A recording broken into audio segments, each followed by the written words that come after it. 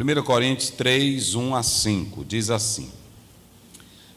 Aí eu quero que vocês fiquem com a Bíblia aberta, que foi o tema que vocês pediram, e sempre eu gosto de trabalhar aquilo que a igreja pede.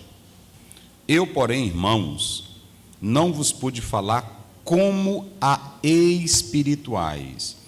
Vocês vão marcar a palavrazinha aí, ó. Espirituais. Marquem isso, que é muito importante. E sim como carnais. Marque também a palavra carnal. Como a criancinhas em Cristo. Aí você vai marcar a palavra criancinha. Leite vos dei a beber e não vos dei alimento sólido, porque ainda não podíeis suportá-lo, nem ainda agora podeis, porque ainda sois carnais. Você pode marcar de novo a palavra carnal aí. E andais segundo o homem. E andais segundo o homem. Quando, pois, alguém diz, eu sou de Paulo, e outro, eu de Apolo, não é evidente que andais segundo os homens? Quem é Apolo? Quem é Paulo? Servos por meio de quem crestes, e isto conforme o Senhor concedeu a cada um. Amém. Meus irmãos, a temática que nos foi repassado, baseado nesses versículos 1 a 5, é o que nos impede de crescer. Não é isso, irmão? O que nos impede de crescer. Sempre os irmãos só me entregam tema assim. Aí não entrega muito, pega o poder, a glória. Aí eu tenho que falar o que os irmãos colocam, né?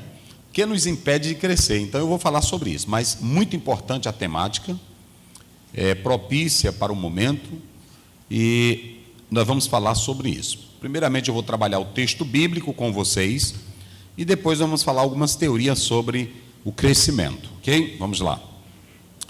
Quando você abre tanto as páginas do Velho Testamento como do Novo Testamento, você vê que há uma ênfase bíblica para o cristão crescer. Quando você lê Oséias 6,4, está escrito, conheçamos e prossigamos em conhecer ao Senhor. Quando você lê 2 Pedro 3,18, Pedro diz assim, crescei na graça e no conhecimento de Cristo Jesus. Prestem bem atenção que essa ênfase pedagógica de se crescer, ela é velhotestamentária e neotestamentária. Se você ler Deuteronômio 6, a Bíblia diz, tu ensinarás aos teus filhos e aos filhos dos teus filhos.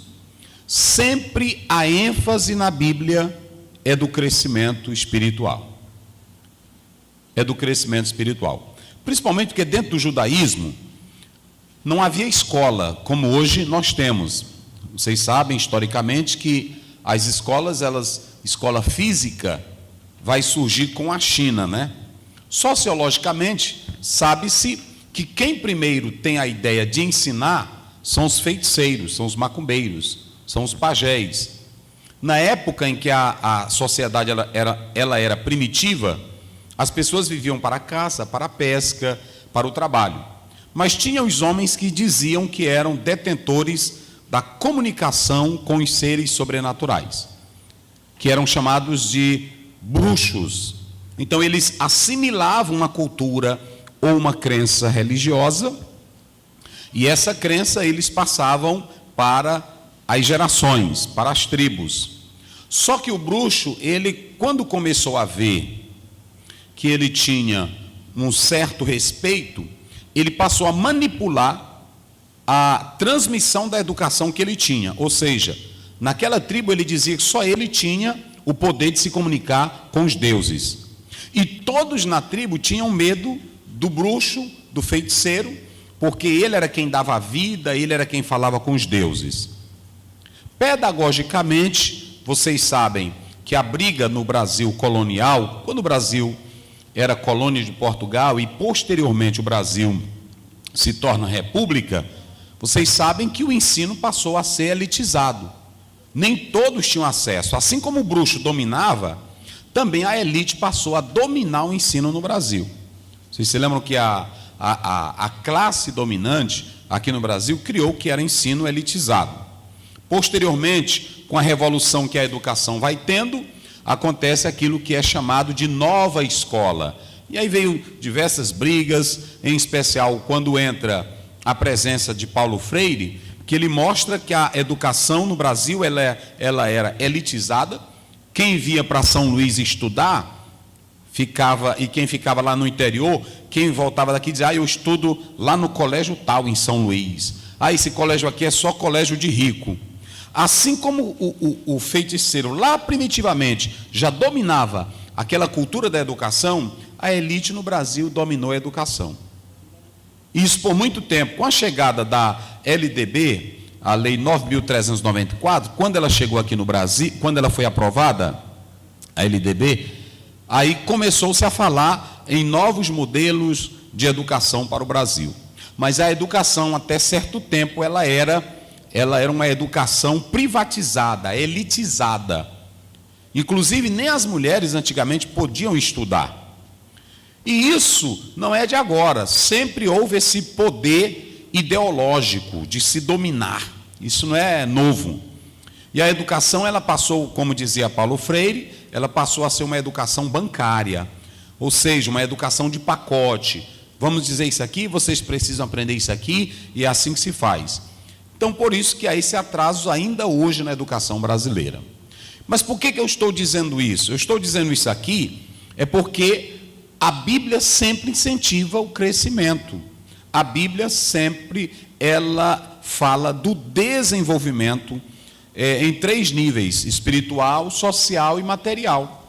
Deus sempre quis e quer que nós tenhamos esse crescimento, esse desenvolvimento. Não é do propósito divino que nós vivamos atrofiados ou retrógrados. Não. O desejo de Deus é que nós cresçamos. E por que eu estou também falando isso? Porque há muito tempo, vocês sabem, que a igreja, ela teve uma ideia de que nós teríamos que apenas orar e o Espírito ia revelar, ninguém precisava ler Bíblia, ninguém precisava fazer algum curso, e esse acesso, ele era difícil, mas nunca foi do propósito de Deus que nós vivêssemos atrasados. Ele nunca quis que o crente, e não quer, que o crente seja um bestinha, que o crente seja um atrasadinho, que a irmã seja uma atrasadinha. Não, ele quer que nós tenhamos desenvolvimento na vida espiritual. Se não quisesse, ele não teria nos dado a palavra. Se não quisesse, ele não teria nos dado uma liderança, como está em Efésios 4, 11 e 12. Deus colocou tudo ao nosso dispor para crescermos, mas nós não atentamos lá atrás para isso. Por isso que Pedro agora diz assim: crescei na graça e no conhecimento. Interessante eu frisar aqui que esse conhecimento, esse crescimento, que é o aumento, a ideia lá do texto original, crescimento é aumento, ele quer que aumentemos. Vocês se lembram que Moisés tinha muita intimidade com Deus, mas Moisés não queria ficar só naquilo, ele queria ver mais de Deus. É por isso que ele disse assim: me mostra a tua glória. Crente não pode ficar só na beira da praia, crente não pode ficar só banhando em piscina. Crente tem um momento que ele precisa se lançar nas profundezas do mar. E para se lançar nas profundezas do mar, você tem que ter preparo. Se não tiver preparo, você não vai. Então, é muito importante a igreja analisar esses pormenores. E aí Pedro diz: crescei na graça e no conhecimento. É claro que Pedro está falando do crescimento na graça, o favor de Deus e o conhecimento da intimidade com Jesus. Ele está falando no campo espiritual. Ele está falando no campo da comunhão com Deus e não no campo intelectual, científico. Não é isso.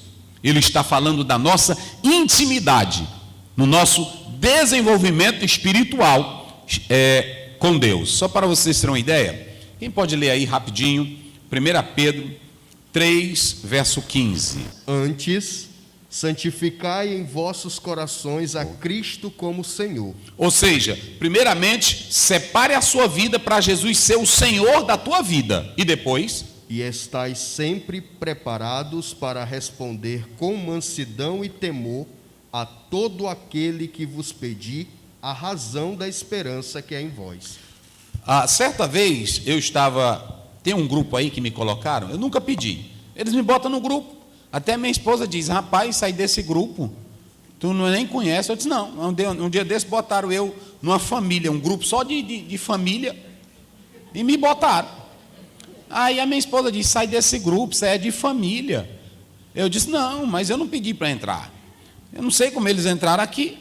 Aí o pessoal manda mensagem para as famílias, aí um lá descobriu: o pastor Zé está aqui no grupo também. Eu disse: pois é, eu não vou sair não, que vocês me botaram, eu não entrei. Então deixa aí. Aí eu vi num grupo dizendo assim: hoje os crentes são despreparados para responder céticos, para responder ateus. Nós somos, ouçam bem, jovens, por isso que eu disse que a temática é importante.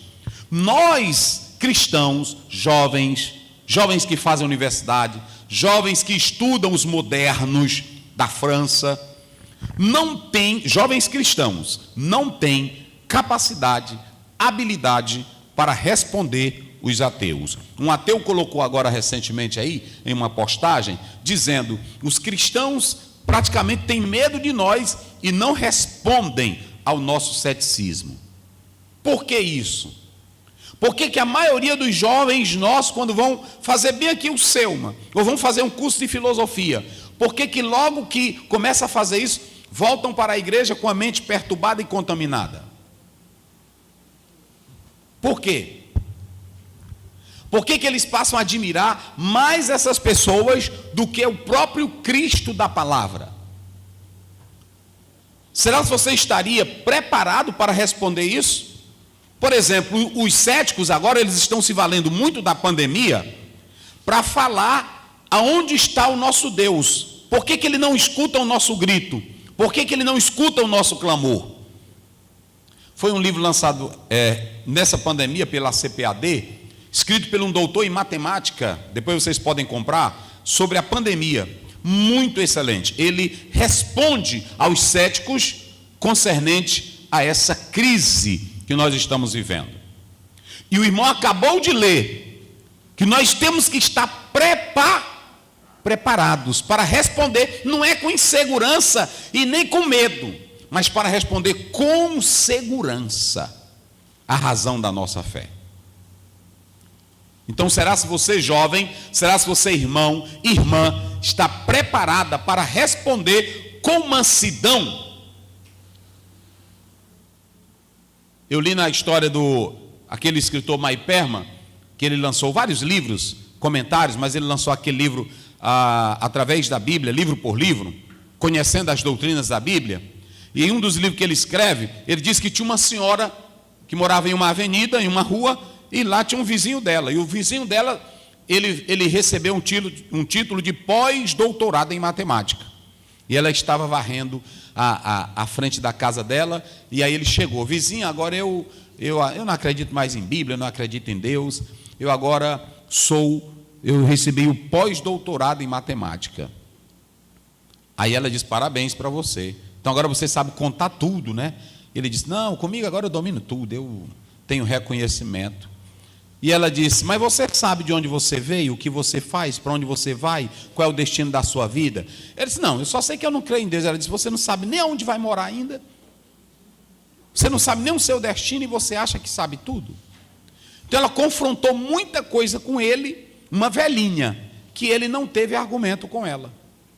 O maior problema nosso é que nós não estamos nos munindo da munição espiritual para responder com segurança a nossa fé. Então é isso que nós vamos trabalhar aqui. Aí Pedro diz assim: vocês precisam crescer na graça e no conhecimento. Então o alvo do ensino espiritual é que nós possamos crescer e que cheguemos à maturidade. Esse conhecimento, esse crescimento é maturidade. Mas o alvo do ensino da Bíblia para o crente é levar ele a ser a semelhança de Jesus. Prestem bem atenção.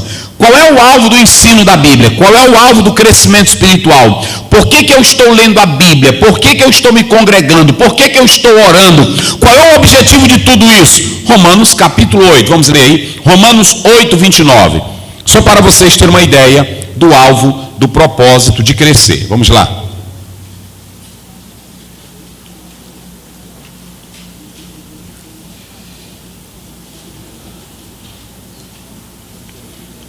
Pronto, pode ler. Como é que diz?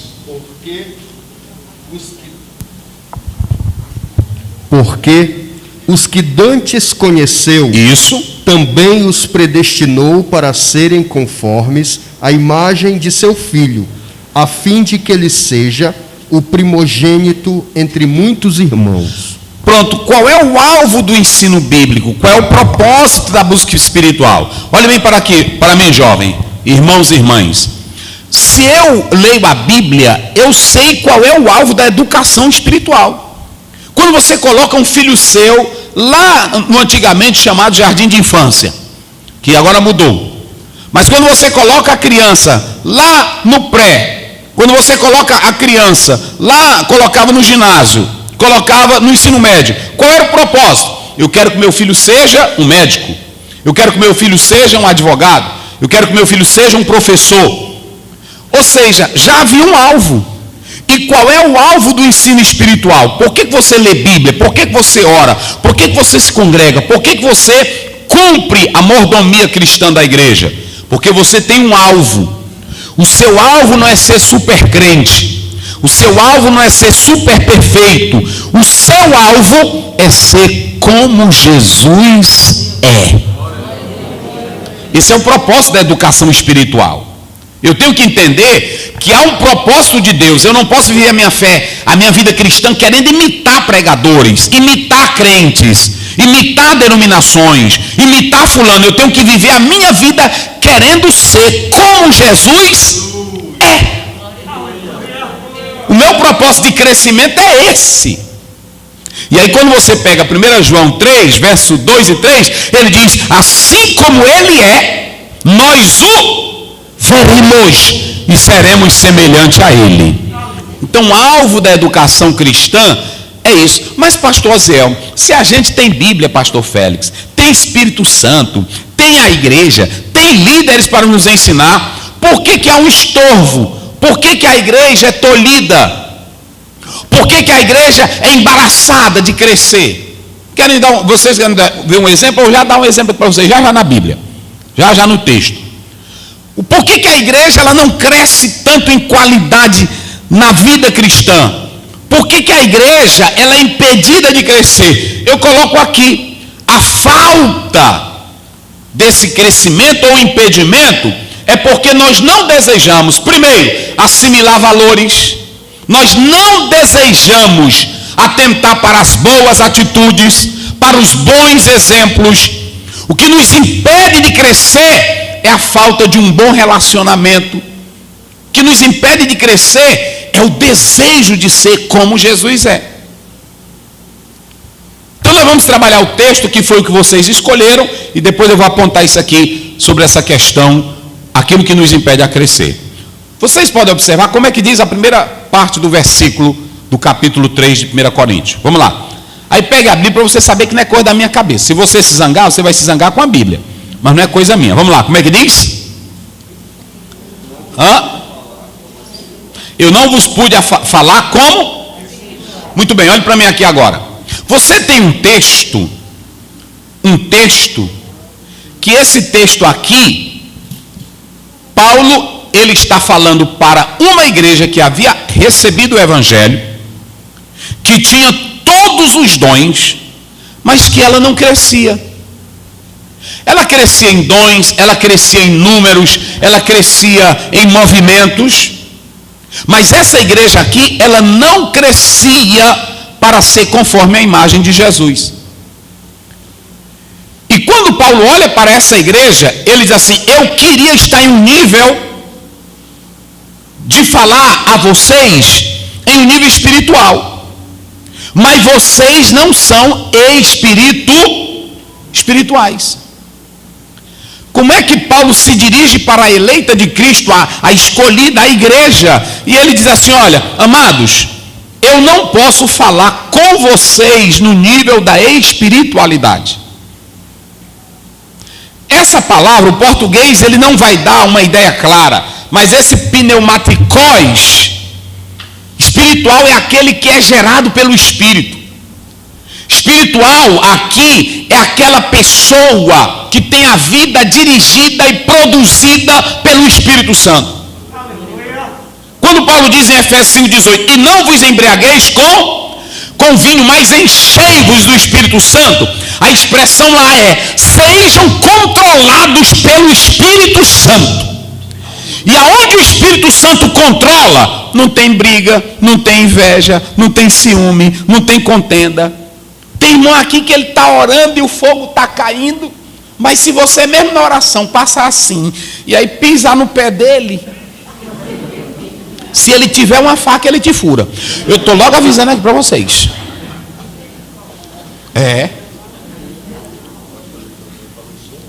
Vocês entenderam como é a questão? Quando Paulo diz assim: olha bem, igreja, eu não pude falar para vocês, pastor Félix, eu não pude falar como é espiritual.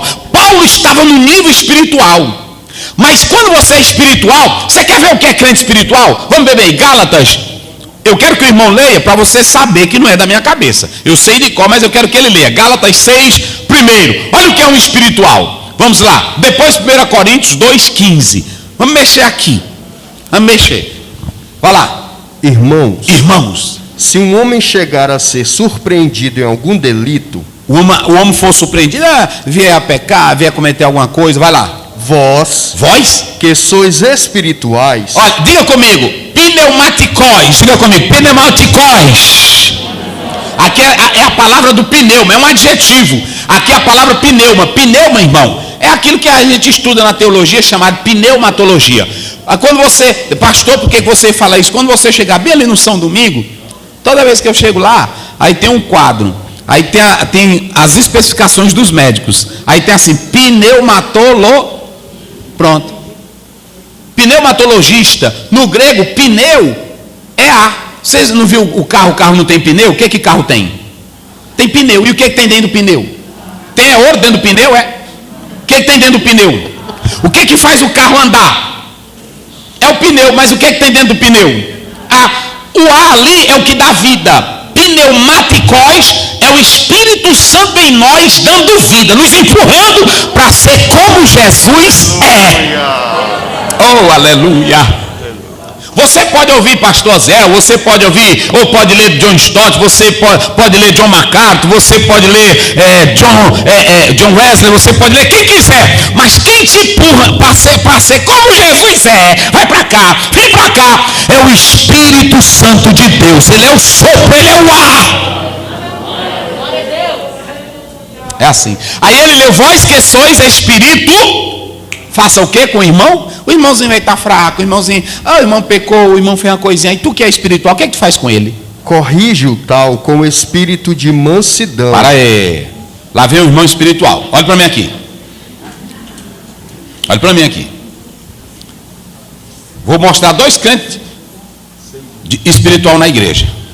Irmão, a paz do Senhor, paz do Senhor. Ô irmão, eu soube que o Senhor é verdade, irmão. Irmão, eu sinceramente, eu fracassei mesmo. Ô irmão, rapaz, por que não obedeceu a palavra, irmão? Olha, você vê aqui a Bíblia. Por que você não fugiu disso? Você não sabe que a Bíblia é contra? Eu sei, irmão, mas foi um erro meu mesmo. Pois é, meu irmão, mas é o seguinte, olha, se você está arrependido, se você de coração quer servir a Deus, procure o pastor, fale com ele. Ele vai orar pelo irmão, e não peques mais, não é assim? Aí pronto, esse é o espiritual, que ele é guiado pelo Espírito e que ele nunca quer ver o irmão no inferno, ele quer ver o irmão se transformar como Jesus é. Agora lá vem o outro espiritual. Tu já sabe? Aí disse o quê? Sabia, rapaz, aquilo era dentro da igreja, era um vagabundo, enganando a igreja, um safado daquele, não é assim? Tem ou não tem na igreja? Pronto. Aí tem delas que até se levantam o ciclo de oração. Eu não disse, Deus é Deus na minha boca.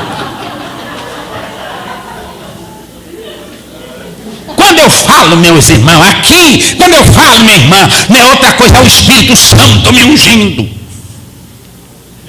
Paulo está dizendo, vocês que são pneumaticóis, aquele que caiu, ajude ele a se levantar.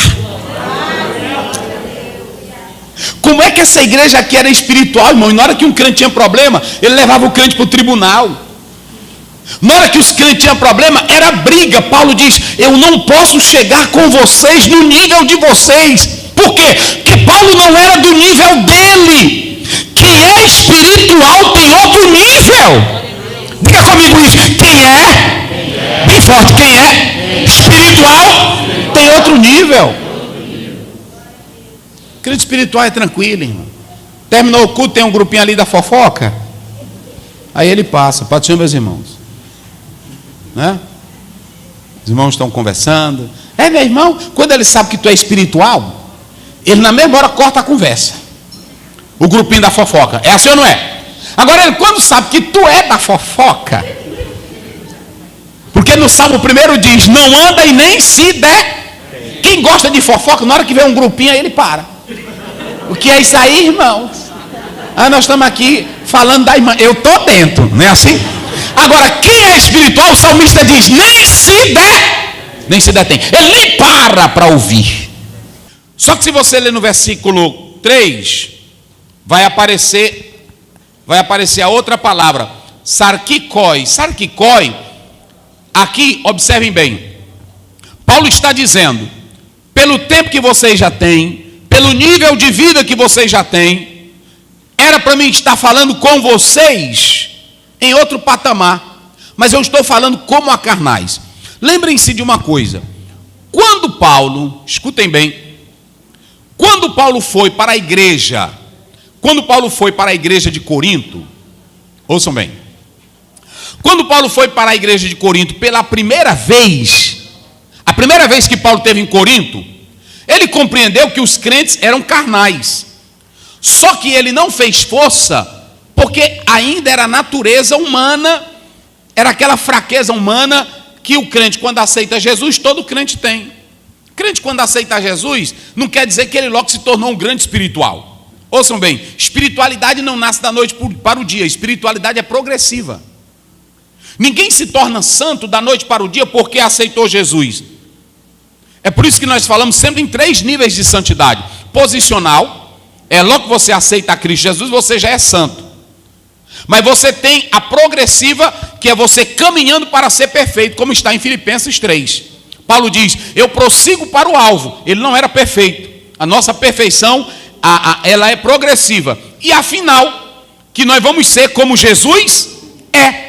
Então Paulo entendeu que no momento em que a igreja de Corinto aceitou a Jesus, ela era carnal. Uma irmã que aceita Jesus vem lá do mundo, meus irmãos. Digamos que ela seja uma prostituta. Não quer dizer que logo de imediato tudo vai mudar na vida dela. Ela vai lutar contra os desejos, ela vai lutar contra as roupas, e a igreja vai ter que ter essa compreensão para ir lidando com isso. Agora mesmo a irmã chegou na igreja, ela disse, pastor, eu estou vindo de Fortaleza, que é meu marido, ele é pastor, mas eu era do mundo, pastor, e eu queria que o senhor me ajudasse, porque tem algo aqui no meu corpo que eu fiz exageradamente e eu fico com vergonha quando eu venho para a igreja. E eu só uso esse tipo de roupa aqui. Eu disse, amém, minha irmã, sem problema. Então deixa eu dizer para vocês, nem todo mundo que aceita Jesus, de imediato ele vai ter uma mudança brusca. Não aceitou Jesus. Existem hábitos, coisas na nossa vida que vão sair com o tempo. Por exemplo, Abraão só deixou de mentir. Vocês sabiam disso? A gente quando lê Abraão, vocês sabiam que a crença de Abraão vai acontecer só no capítulo 22 de Gênesis? O nível de crença de Abraão, que você vai ter um nível perfeito de crença em Abraão, você só tem a partir do capítulo 22. Capítulo 13 ele desce para o Egito. Capítulo 14 ele está brigando. Capítulo 15 Deus entra em aliança. Capítulo 17 Deus manda ele criar vergonha. Está lá ou não está? Anda na minha presença e ser. Mas quando chega no capítulo 22, Deus diz, agora eu quero saber o nível de crença de Abraão. Abraão, me dá teu filho. O Abraão que brigava com Deus, um dia Abraão chegou e disse, cadê, Senhor, a promessa? Está lá no 24. Eu não tenho nenhum herdeiro, tu diz que eu vou ser dono do mundo, e só tem aqui Damasceno, Eliezer, cadê a promessa? Ainda não era crente. Mas quando chega no 22, Deus diz assim, do nada, Abraão, me dá teu filho. Me dá teu filho. Sobe no Moriá, sacrifica ele para mim. Aí a Bíblia diz, Abraão partiu como Deus havia dito. Quando você pega Romanos 4, aí a Bíblia diz, ele creu que até dos mortos Deus poderia ressuscitar o seu filho. Agora já estava um velho abalizado. Já tinha, irmão, crença é caminho, crença é estrada.